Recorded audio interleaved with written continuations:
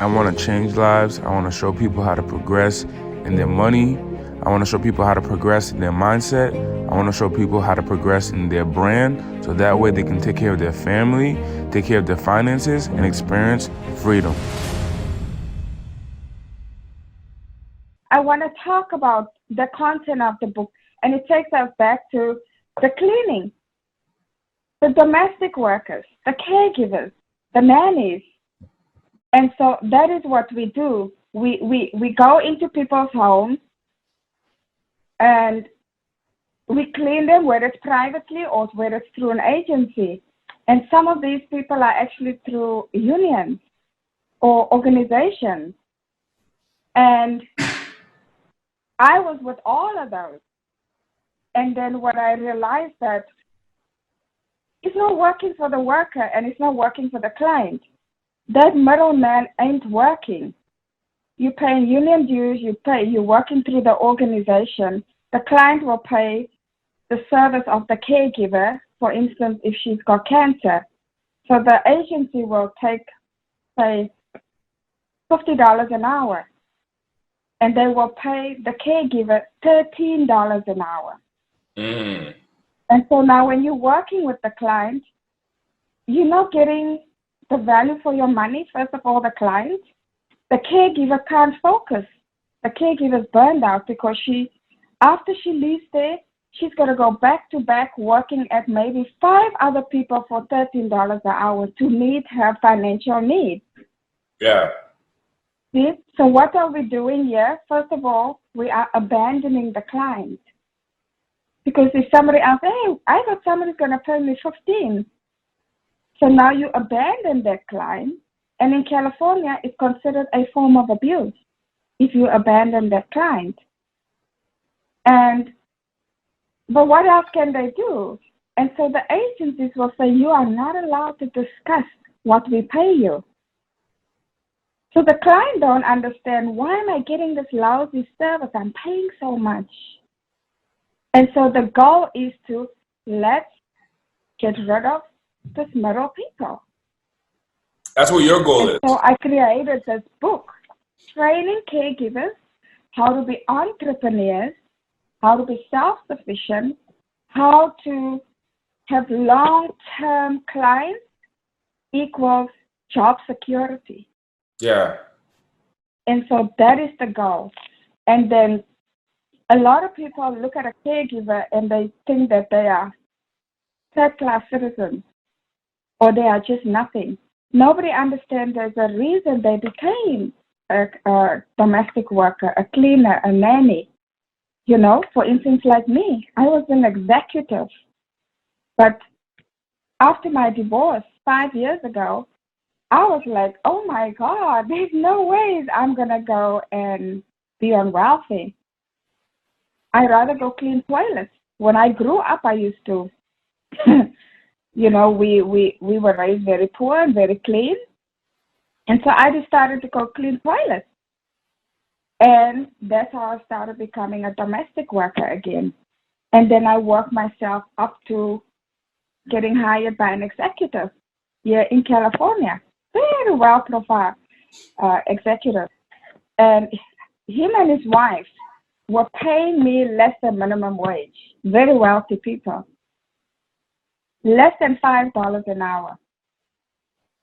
And I was everything, manager, he had Parkinson's disease, etc. And one day I just got so burned out. And I'm like, something's got to give. This is so crazy. And I called an organization. I called it, and I said, I don't know what to do. You know, the client I'm taking care of has Parkinson's. I really want to leave. I'm tired. I'm burned out. This is an 8,000 square feet home. I can't. I'm managing all these workers, migrants from other countries. I just can't. It's so much. And they said, oh my God, you know what's happening? They're exploiting you. They're supposed to pay you proper. You should have break time. You should have uninterrupted sleep. Come, we're going to help you. So I met with the organization and they introduced me to an attorney, a legal aid attorney. So the attorney wrote my case that you have a great case. They owe you $22,000 for unpaid wages. And I said, wow, that's great. I said, but but you know, they owe me that money. It's not even negotiable. I said, I want to make sure this never happens to other people because I am a professional cleaner. I communicate very differently because, and I'm sure there's so many people like us. Everybody don't know their story. They don't know how they became domestic workers. They don't mean they don't have education. They don't mean they were not made an attorney in the country, you know. And I said, I want to make sure this never happens. And so what we did, I lost the case of this wage theft. And that's the power of corruption and money and Wait. class. So they were going to give you $22,000, and then how did you went from getting a check for $22,000? How did you switch? No, I didn't even, because they just dismissed the case. They used their power, they influenced the attorneys, and there's no ground after all of that. And then I said, okay, that's the name of the game. That's what you guys do, you know. But I don't want it, since I lost it, I didn't get the money. I want a bill passed so that the 300,000 domestic workers we have now, so that they have protection in private homes. So we got that bill passed. So even though the monetary part, we lost it, we now came up with what's called a vision of fairness. What are the hours, the breaks in life? You know, they have to have basic worker benefits, you know. So at least we won on that part. Then I went to work with different other organizations, and I realized all these different challenges. And I was like, I told myself, first of all, this is a need-based industry. There's no going, you know, no ifs and buts. These people need the service. They will pay for the service. Let's really let the system and the labor law, everybody know we are workers just like every other worker. Even though we're domestic workers, we still are entitled to basic worker rights. So we came up with what's called a Domestic Workers Bill of Rights. And even though we have 50 states, it has just passed in about 9 states. So we still have a lot of that work going on. And this is one of my goals, is to go on different platforms and make sure that people understand you as a domestic worker, undocumented person, irrespective of your legal status, and you are working in this industry, you have basic worker rights. You are protected by the Domestic Workers Bill of Rights. And so I write about all that in my book too, you know, and telling them my story, how it happened to me. And, you know, I mean, you read my story, it's a little bit more than. Now in your business, who is your client? Like, who is your clientele? Are you working in your business? Are you working for the actual client of the domestic workers, or are you working for the domestic workers? So what I do, so this is my business. So I'm still a domestic worker. I have my private clients that I take care of. I work as a caregiver. So I created a business called My Character Reference. And what My Character Reference is, it's a storage. It's like a storage unit, but this is an online data storage where all the domestic workers like myself, when they work with a client and they leave that client, they got to go find another job and another job. And that client will say, okay, but Carmel, where did you work last month? So they store all that references on my database, which is called My Character Reference.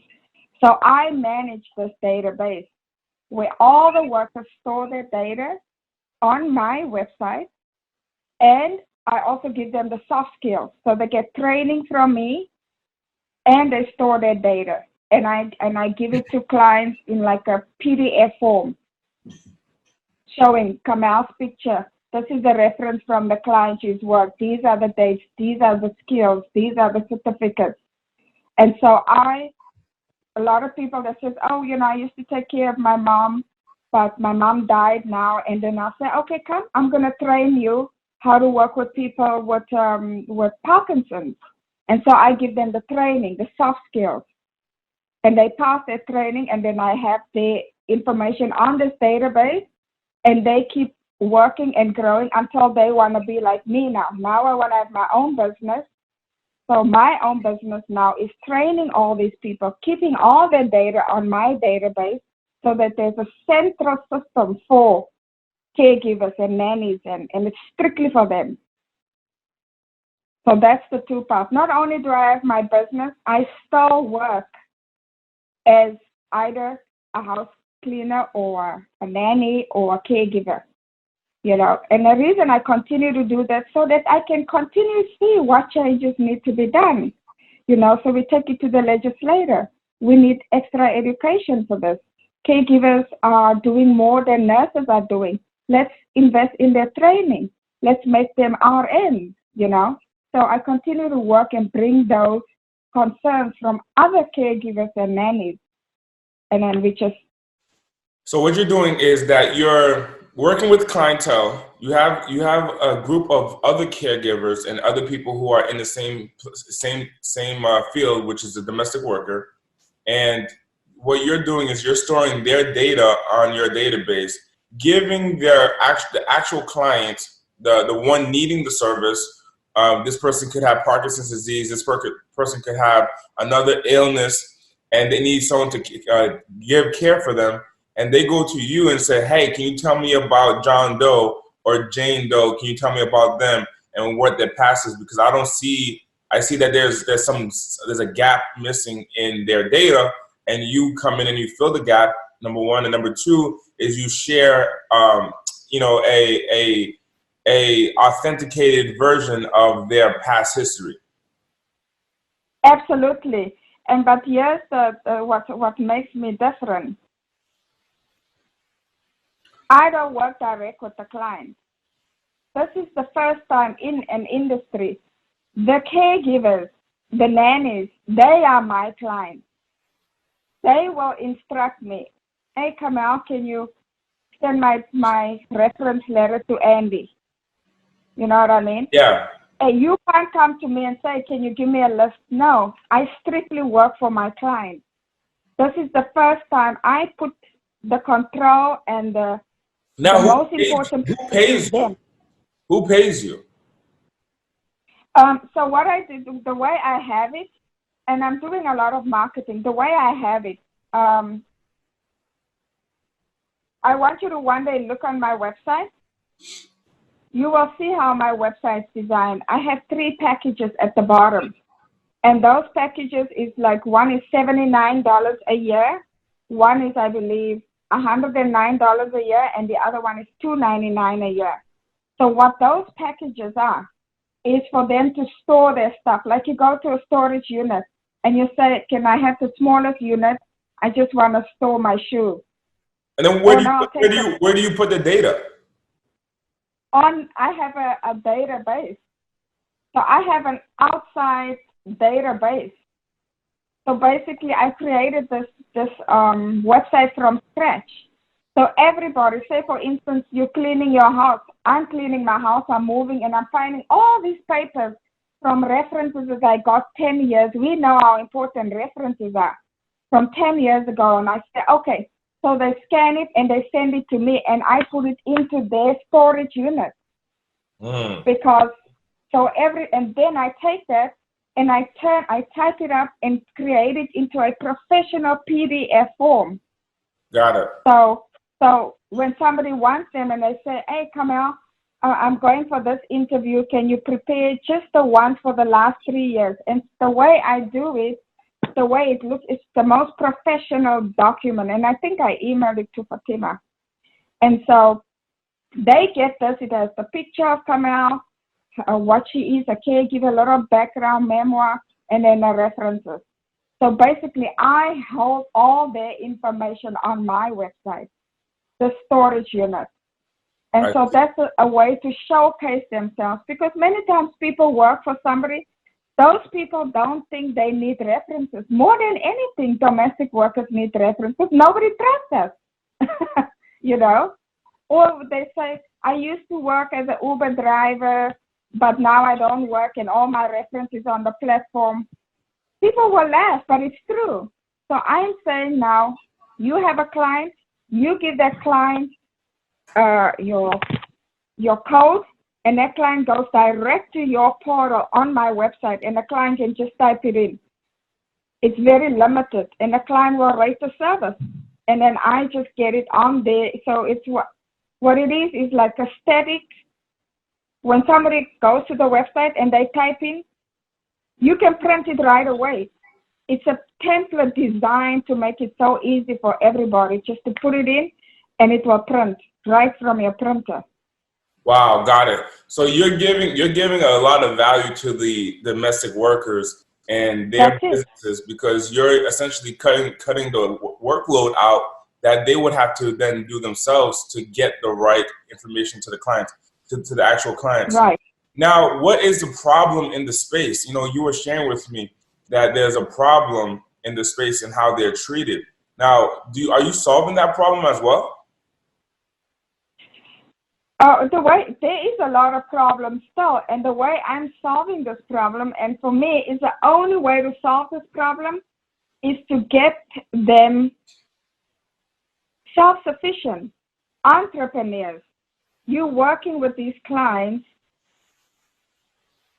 turn those clients into your authentic clients, your clients, so that you can serve them. There's no law that says they cannot. As long as you comply with the laws, you register a fictitious business, and the client gives you a 1099. A lot of people don't know they can do that.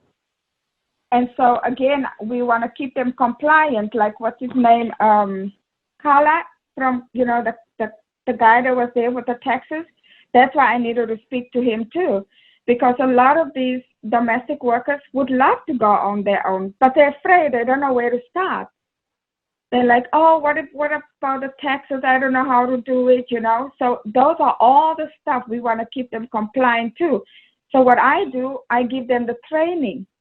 I first of all give them skills training, soft training, like effective communication, you know, dealing with time management, all the stuff that I would say is very important when you deal with an elder, or when you dealing with a child. So I have over 200. So I do those trainings online. It's built into my system too. And so I get them ready to take their client on as their client for the next 10, 15 years. And their client will pay them better. They're then able to buy a house, buy a car, because they can show consistent income. You know, and so that is my goal. And then a lot of people that come here, they're on food stamps, they're on welfare, and it's only because they're working with agencies that give them very little hours and very little money, and it's not necessary, and so they never grow. And so my goal really is to make them self-sufficient, get off those food stamps. Get up that welfare. You didn't come here to be worse off. You came here to be better off. And me as an immigrant, I'm going to help you. I did it, you know. And then go to training, go get coaching, get. And what training, because you shared that you give them soft skills. What are the soft skills that you give them? So because the type of people we are, a lot of us come from different countries. We come from different cultures, and then the clients we work with here are also from different countries and different cultures. So what I normally the first thing I like to train them, and I do it via video, and there's a theory, and then they have to write a test, and they have to pass it, and they get a certificate. So one of those will be effective communication. How do you effectively communicate? You know, it depends. If it's somebody that don't talk, then I teach them how to be like empathy. You know, how to because once we meet with a client and I see the client is a very difficult client, you know, like, oh, this client don't, then I choose from my 200 training what I need to train this caregiver on. Maybe just time management. This client is very impatient, so let me teach you. You work with the domestic workers who are from different countries, who have different cultures. They come to the United States to work. Usually what would happen is that they would be maltreated or there would be malpractice with working with the domestic workers. What you've done is you stepped in as a middleman and you're educating the domestic workers on how to have the right mindset as well as how to have the soft skills to communicate with the clients, connect with the clients, and do their job properly. Also educate them on how they should be treated as a domestic worker versus how they used to be. Absolutely, on both sides. And then also I let the client know the rights that they have. And I let the client know their culture so that the client can also be aware. Because many times clients really don't know, you know. I know I worked with one lady once who was Japanese, and every time I would talk to her, she'd look at me like, and I would think, oh, what's wrong with this woman? So what it was, because of her culture, she never would look at me in my face. So what I do, I also teach everybody diversity skills, how to understand that this is a country of diverse. So I teach them how to deal with conflict even in a home, you know, so that they can't sweat the little things, because many times it's just a misunderstanding. So there are a lot of things. So when they meet their clients, I will say to them, this client has effective communication skills. The client knows, the caregiver knows how to manage time properly. She has a certificate in nutrition, you know, so there's different stuff. Now, what inspired you to create a personal brand though? Because you just came from the brand marketing summit. You're speaking on the progression tour. What inspires you, someone in your industry, which is, I've never heard of someone in this industry before. So, and that might be a good thing too, you know, because you get to dominate. But I'm curious from your perspective, what inspired you to create a personal brand? I'm so glad you asked it, because in the beginning, my daughter was like, oh, Mom, you know, because, you know, I used to work as an executive assistant. The reason why I mainly was inspired to do this, because this is the workforce, the people, the domestic workers that are always left behind. They are always in the back. And yet nobody has ever sat down and thought about, when I go to these hotels, when I go to these events, how clean and how well it's made. Do you know who is doing that?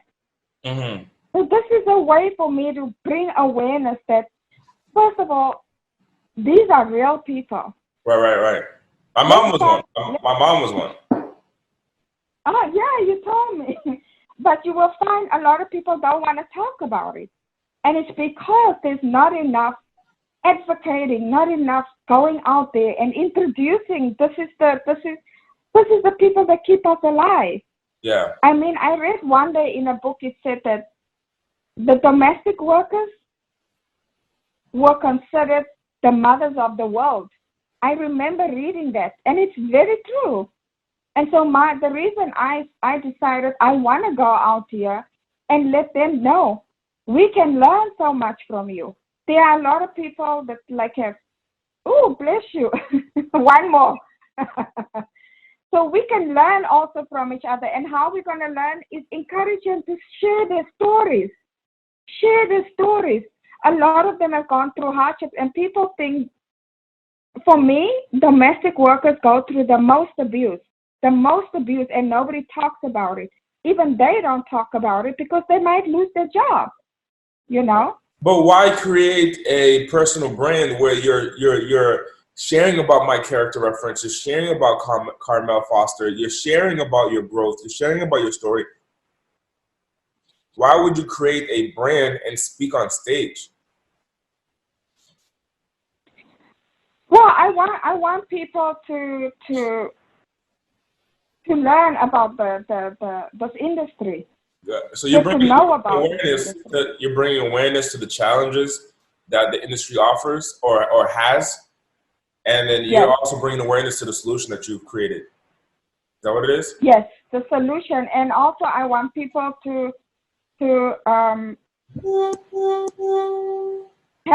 help encourage domestic workers to work directly with them and leave out the middleman, because the middleman is not helping them, first of all, and it's not helping us, you know. And so really I want people to start working with them one-on-one. Gotcha. So now, what can people expect from you? So some of the listeners on this show are going to be attendees of the Progression Conference on the national tour that we'll be on. And what can the audience expect from you from your presentation on stage? First of all, and I want them to know that. First, I want them to know how hard it is. Our work is very, very hard. We do this work because we love it. We want to give families a real break. But do any of them understand the challenges that we have? And those challenges can be changed with their help. And basically, I want to ask them, can you imagine going to work every day for 20 years, 30 years, and you don't have health insurance, and you don't have savings for your children? That's exactly what domestic workers are going through. So you want to continue to bring awareness. Yes. And then can you help us? We will be working together with domestic workers around the country, coming up with ideas that you can help us with. And please have an open mind and work with us. We'll be, advertising in your communities, wherever. So I'm not going to say this is what we need. Every state, every county have their own. So we're going to be working with the community-based domestic workers and see what works for them. What are the challenges they have? And can we work with them? For instance, you shouldn't have to live in this county, but you got to drive 3 hours to go work in another county because they pay $2 more so that you can afford to pay your accommodation. That's what they did back in apartheid, during the mothers would be away for months and come home once a month because the money is there. So we're separating families. So we want to change this. The community needs to help us so that we can keep the service in the community, but let it be also a benefit. Let's talk about how you can contribute to our benefits, Social Security, retirement, and we will give them the same in return because now we have a job security. So I'm going to be asking. So how can, as we're wrapping up the podcast, share with me or in the audience that's listening, how can they support you in your mission to change this world? Yeah, the way there's different ways, is first of all, I would like for every person to take one worker and take them at least for 1 year in their home, give them that job security. And while they do that, register them on this database called My Character Reference so that they're building that reference on this and it shows stability at least for 1 year. And help pay for the Social Security, or put some money towards their savings. Who is the client that you're looking for as far as to actually help the worker? Who would that person be? Like Is that people who just have illnesses, or is it what type of people would hire these workers? Like, what do they need to be done? Yeah, sometimes it's just somebody whose mom or dad lives with them, and they just want to take a break, which is also called respite care. So they want to go away for a day. So they want to hire somebody to come and basically babysit, or a companion to take the dad for a walk to the park. Those are the type of people. It could also be wanting a nanny to come in every day, or in the afternoon pick the children up from school and, help them with their homework. So Sometimes it could be pretty much anything around the house, you can hire a domestic worker for to support you. And what you're asking them is to say, hey, give them an opportunity to have a stable position with you. And in addition to that, give them an opportunity to build references by registering them through My Character Reference with Carmel, and giving them an opportunity to even take care of their Social Security to support them in the long run.